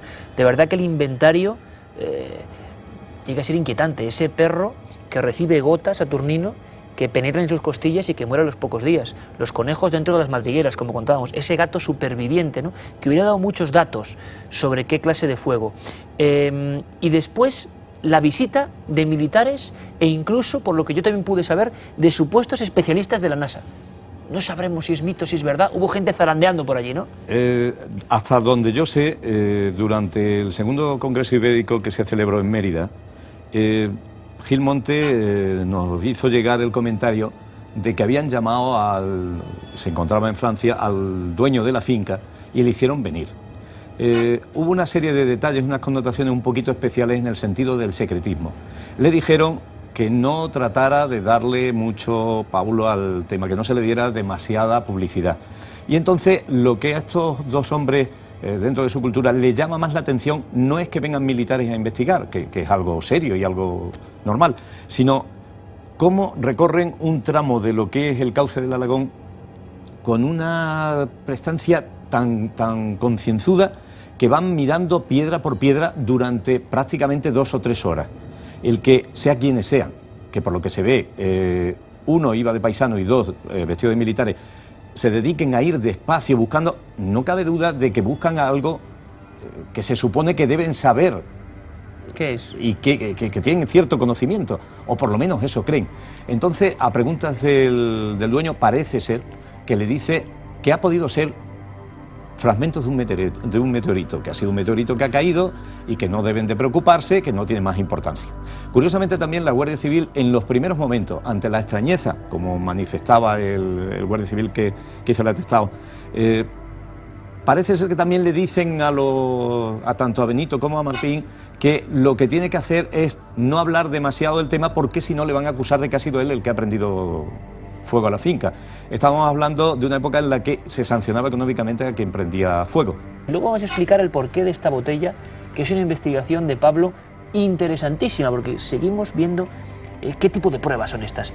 Pablo, piedras que todavía has podido recoger como recuerdo, ¿no?, de aquel desastre, que tienen toda una historia. Cuéntanos, ¿qué diferencia hay entre una piedra y la otra y por qué están aquí? Claro, estas piedras fueron recogidas realmente sobre terreno, también junto con el profesor Gil Montes, ¿no?, el geólogo. Intentamos localizar piedras con la pátina de aquella época, pero era muy difícil. Habían pasado muchos años, 28 años, entonces cogimos piedras de cuarzo, realmente que estaban en la finca. Esta es una piedra normal aparentemente, tiene sus vetas, tiene otras incrustaciones de otros minerales, ¿no?, pero la base es cuarzo. Esta piedra es en su estado normal, como la recogimos. Y esta otra piedra es la que llevamos a la Escuela de Arte de San Francisco de Alcántara, aquí en Madrid, donde el profesor Antonio San Juan nos la depositó dentro de un horno de vitrocerámica para ver las posibles alteraciones que podría tener esa piedra.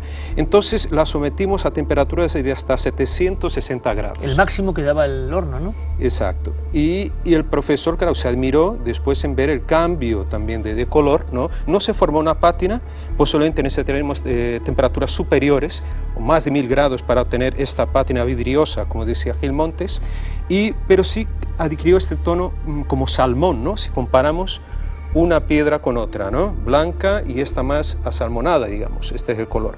Bueno, pues Pablo, vamos a conocer mucho más de las piedras y de los vidrios, que pueden ser incluso más espectaculares, ¿no? Todo aquello acabó convertido en una especie como de deformidad enorme de cristales y no sabían qué clase de calor había ido. Pablo quizá lo ha descubierto. Vamos a intentar verlo con imágenes muy precisas. Pero Fernando, querías comentar algo. Primero, una cosa importante. Has hablado de la bomba de fósforo blanco, sí. ¿Era? Nos has dejado a todos muy intrigados y la pregunta es, ¿eso en España sí que oficialmente se manejaba también ya? Sí, existía. En el 80 existía.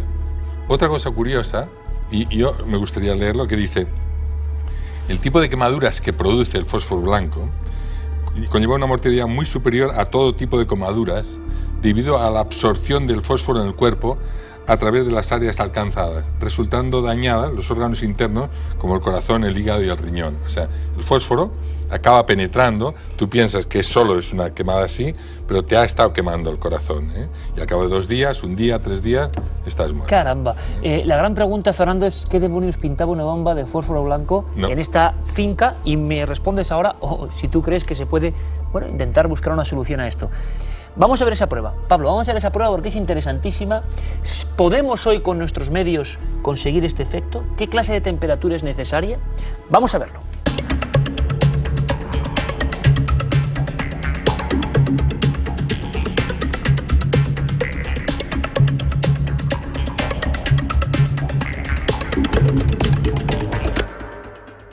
Bueno, lo que hemos hecho ha sido, a partir de unos botellines de cerveza, que era el tema propuesto, a ver cómo reaccionaban con el calor, lo que hemos hecho ha sido meterlas en el horno para un termoformado, hacer un termoformado. Nosotros lo que hemos hecho aquí ha sido meter las botellines en el horno con una temperatura ambiente, la que hay ahora mismo en la habitación.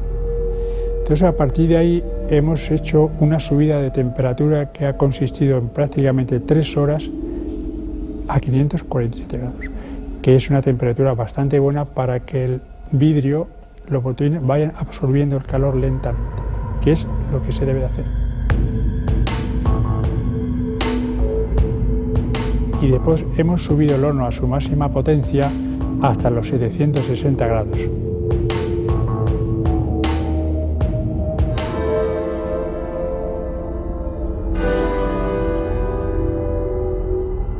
Lo que sí podría suceder es que en vez de ser un calor repentino, que el calor fuese subiendo gradualmente. Es decir, que en esos 15 minutos el calor fuese subiendo gradualmente y se fuese la pieza absorbiendo el calor. Pero de todas maneras yo considero que hay muy poquito tiempo, sobre todo para este tipo de vidrios. Son 2 piedras diferentes, que en principio eran iguales. Entonces, esta ha sido sometida al calor y esta no. Y aquí han aparecido una serie de texturas que aquí no están. En mi opinión, considero que es que ha habido materiales que han reaccionado con el calor y que evidentemente esta piedra de cuarzo, que está muy contaminada, porque esta se ve perfectamente que está muy contaminada, es posible que haya sodio, que haya potasio, restos de sodio, restos de potasio, restos de hierro y restos de manganeso. Precisamente el sodio, el potasio, el hierro y el manganeso son materiales fundentes. Son materiales que, unidos a materiales muy refractarios, le rebaja el punto de fusión. Y es posible que haya sucedido algo de esto.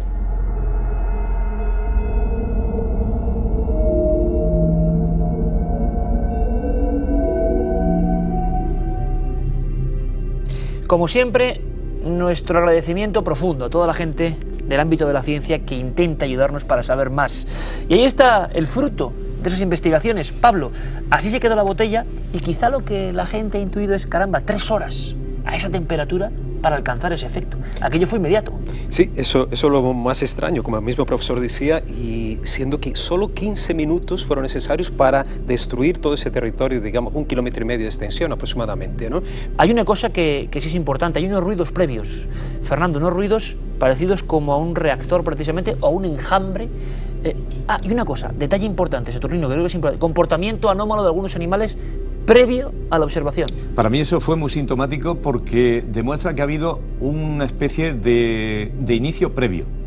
Es decir, sabemos el comportamiento de los animales ante cualquier cambio climático, geológico, Hoy hemos etcétera. hablado de eso en este programa. Bien, pues concretamente dicen que entre las 2 y 2 y cuarto ellos, los 2 hermanos, vienen de haber recogido las cabras y se dirigen a la casa para comer y se encuentran al dueño de una finca colindante que está bastante preocupado porque dice que de las colmenas que tiene de uso industrial le ha ocurrido algo que en la vida le había pasado, que parte de esas colmenas las abejas las han abandonado y es algo para él completamente anómalo en doble sentido, no solo porque no está habituado, sino por el comportamiento económico que eso le iba a reportar.